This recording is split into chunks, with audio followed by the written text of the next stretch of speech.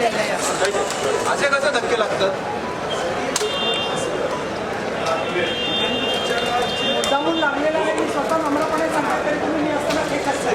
म्हणजे ही गोष्ट तुमची संस्कृती आहे.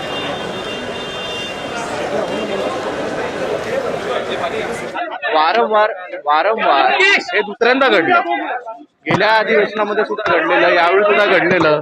यांच्या सोबतचे बॉडीगार्ड हे लोक कोण आहे धक्का देणारे? उद्या आम्ही आत सोडले तर?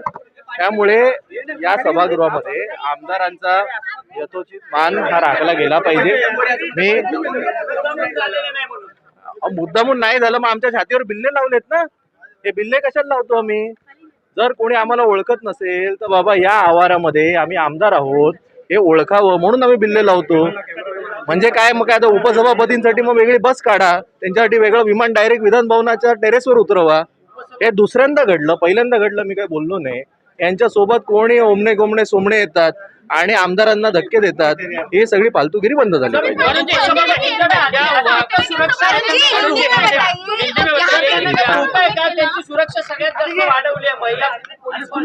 मला कोणाला सुरक्षा द्यायची कोणाला नाही सुरक्षा द्यायची हा काही माझा विषय नाही, तो सरकारचा विषय.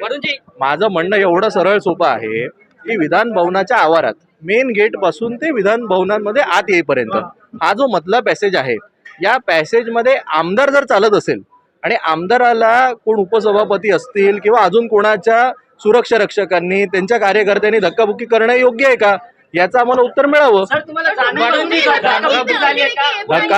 धक्काबुक्की वगैरे झाली नाही, हे दुसऱ्यांदा झालं. धक्काबुक्की वगैरे झाली नाही, एवढा काही झालं नाही मोठा विषय. नेमके तुमचे कॅमेरे होते म्हणून तुम्ही आज सगळे आता मला विचारायला आलात. एवढा काही मोठा विषय झाला नाही, फक्त हे दुसऱ्यांदा घडलं. गेल्या वेळी जेव्हा त्या पायऱ्यांवरच मी उभा असताना त्यांच्याच एका सुरक्षा रक्षकांनी बाजूला करण्याचा प्रयत्न केलेला. माझा एवढा सरळ सोपा प्रश्न आहे.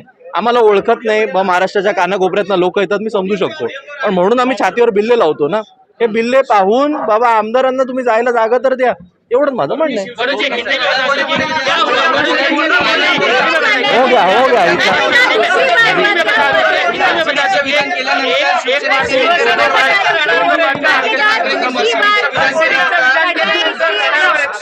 नहीं, हिंदी में बोलने इतना ये बड़ा नेशनल इशू नहीं है, तो हिंदी में बोलने की जरूरत नहीं है.